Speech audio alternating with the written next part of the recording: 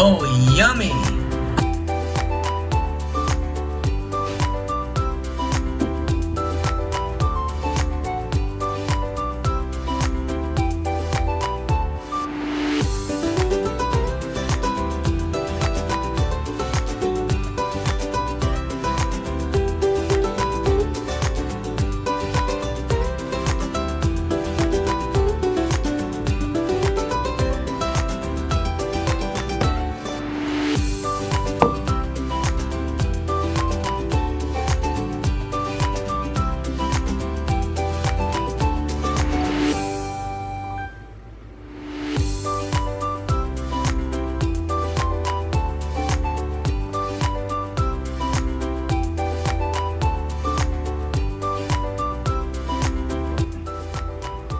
Samasamahin ang lahat ng mga ingredients maliban sa oyster sauce at magtira ng 1/4 cup na soy sauce.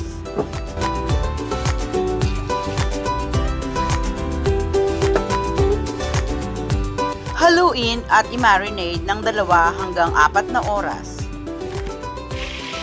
Hiwalay ang baboy sa marinade sauce at prituhin hanggang sila ay maging brown. Hanguin ang pinritong baboy at ilagay sa isang medium bowl.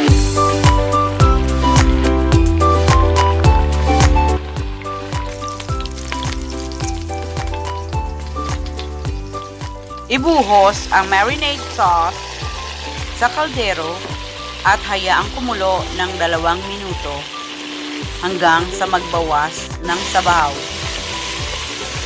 Ibalik ang baboy sa kaldero at haluin, takpan, at pakuluin hanggang sa halos matuyo ang sauce.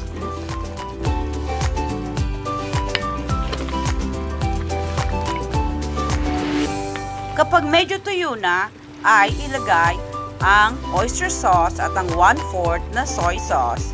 Haluin at pakuluang muli.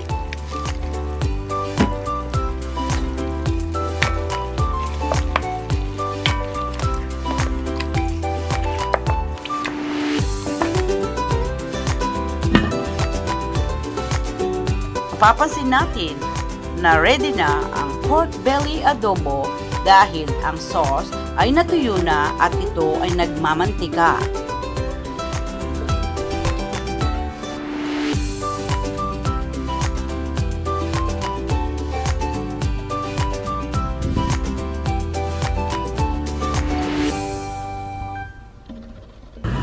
Oh, yummy!